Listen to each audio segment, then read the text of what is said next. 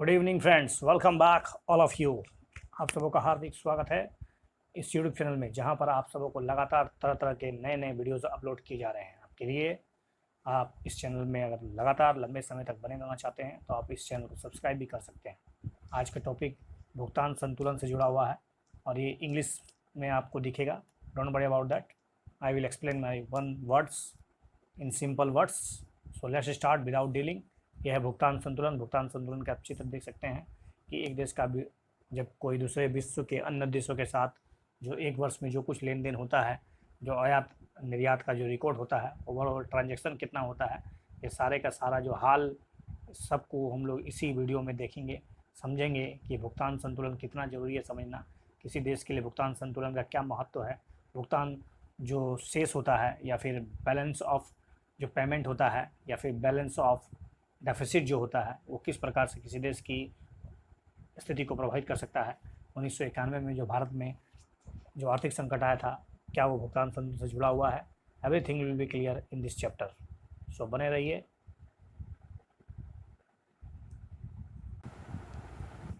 तो balance of payment, BOP, record the transaction in goods, services and asset between resident of a country with the rest of the world for a specific time period, typically a year.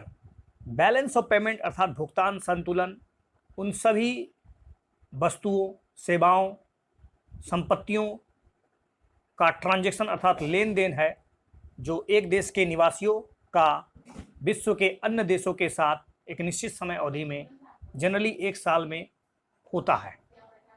It represent a summation of countries current demand. ये वास्तव में देखा जाए तो किसी देश की जो वर्तमान मांग है और supply of the claim on foreign currency, और फॉरेन करेंसी का जो एक तरह से डिमांड है या उसकी पूर्ति है, उसको दिखाता है।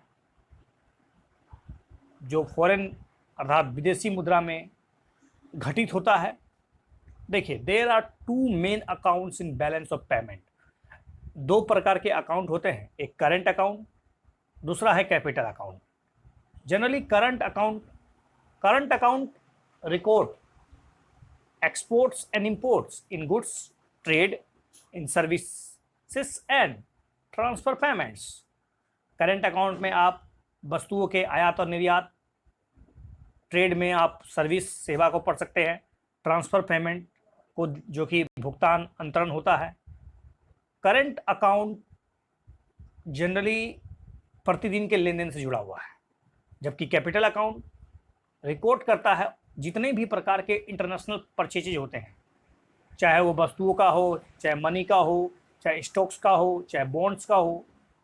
इसके अंतर्गत सारे जो फॉरेन इन्वेस्टमेंट होते हैं, जो FDI होता है, FII होता है, विदेशी लोन होता है, एक्सटर्नल कमर्शियल बोरोइंग होता है, चाहे वो विदेशी संस्थाओं से हो, निजी संस्थाओं से हो।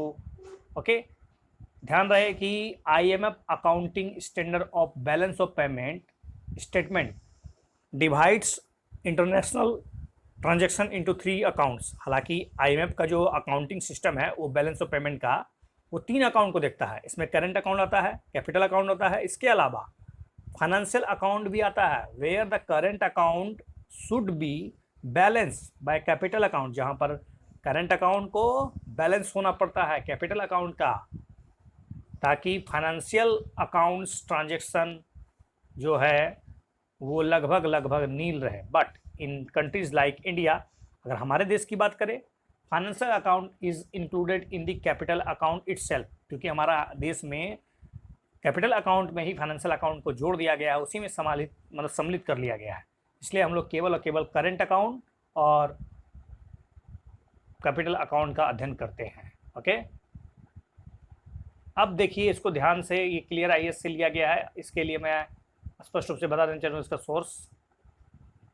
देखिए, बैलेंस ऑफ पेमेंट में अगर करंट अकाउंट में क्या क्या आते हैं, तो बैलेंस ऑफ पेमेंट में करंट अकाउंट में जैसे कि एक्सपोर्ट और इम्पोर्ट आता है, इसके अलावा जो कंपेंसेशन होता है इन्वेस्टमेंट में के रूप में जो दिया जाता है, इनकम है, डिविडेंड है, प्रॉफिट्स है, इंटरेस्ट है, ये जो है उसके अलावा non factor trade in service जैसे कि शिपिंग, बैंकिंग, सॉफ्टवेयर,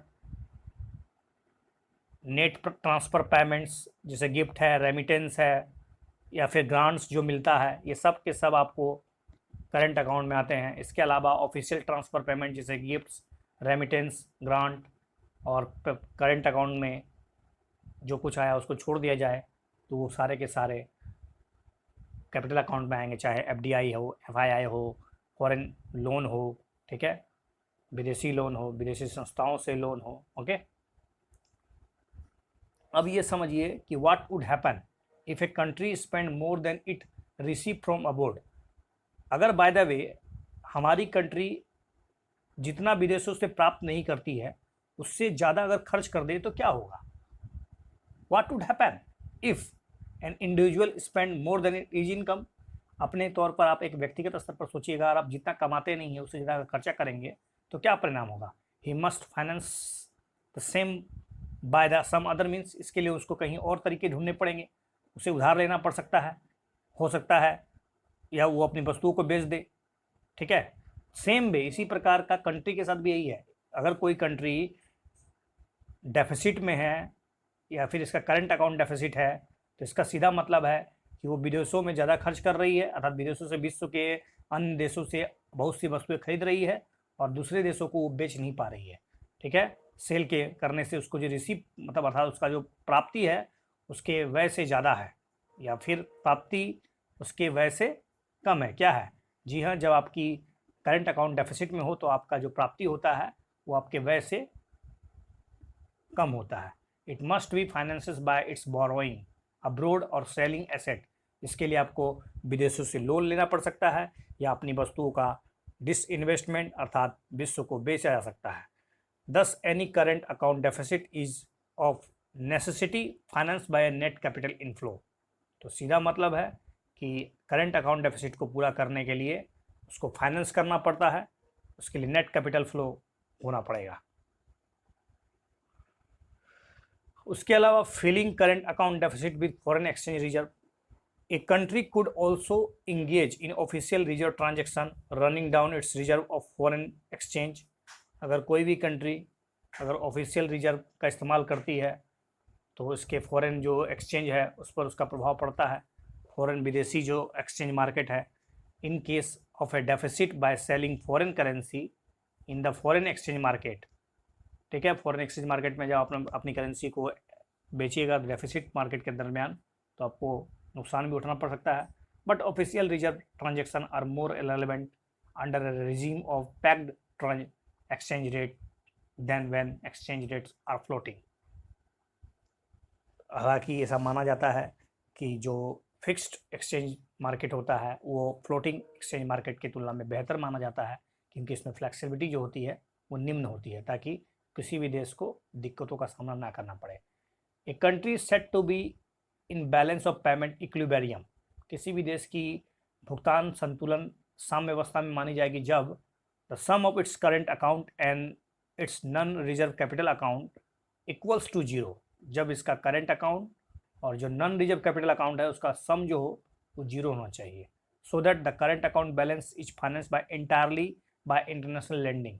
ताकि जो करंट अकाउंट जो बैलेंस है उसको पूरी तरह से बैलेंस किया जाए, फाइनेंस किया जाए इंटरनेशनल लेंडिंग के द्वारा विदाउट रिजर्व मूवमेंट, ठीक है, ताकि रिजर्व जो मूवमेंट है उस पर कोई प्रभाव ना पड़े। याद रखिएगा, balance of payment surplus is accompanied by an accumulation of foreign exchange reserve by the central bank of India. Central bank के द्वारा बैलेंस ऑफ पेमेंट के द्वारा जो कुछ भी मतलब अतिरिक्त जमा हो जाता है उसको फॉरेन एक्सचेंज रिजर्व में संचित रखा जाता है। आइडली अगर कहा जाए तो balance of payment should be zero. कैसे? क्योंकि from a balance of international payments point of view a surplus on the current account would allow a deficit to be run on the capital account. क्योंकि अगर आपका current account surplus में जा रहा है तो आपको कैपिटल अकाउंट में खर्च करने के लिए एक प्रोत्साहन मिलेगा। For example surplus foreign currency can be use, क्योंकि आपके पास जो सरप्लस करेंसी है उसका इस्तेमाल आप इन्वेस्टमेंट में, एसेट इन्वेस्टमेंट में कीजिएगा।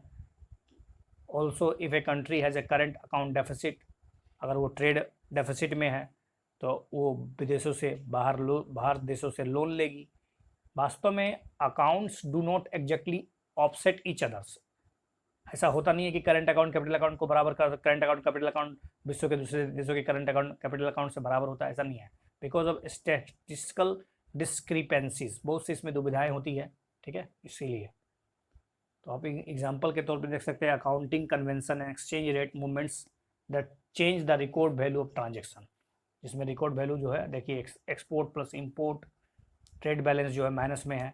इसके अलावा इनविजिबल जिसमें नॉन फैक्टर इनकम आता है, उसका इनकम आता है, उसका प्राइवेट पीबीटी ट्रांसफ़र है, उसका करंट अकाउंट बैलेंस जो है वो भी अभी भी नेगेटिव में है।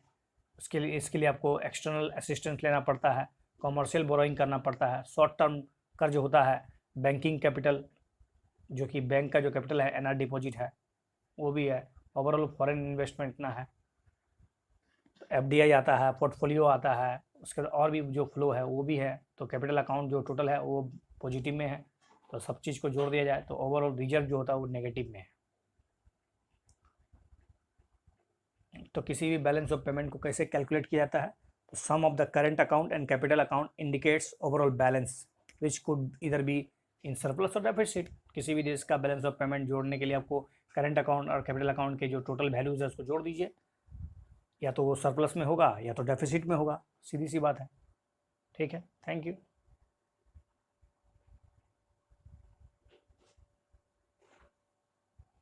तो ओवरऑल मैंने इस चैप्टर को समझाने की कोशिश की है, आप इसे 2-3 बार देखें, आपको मज़ा आएगा।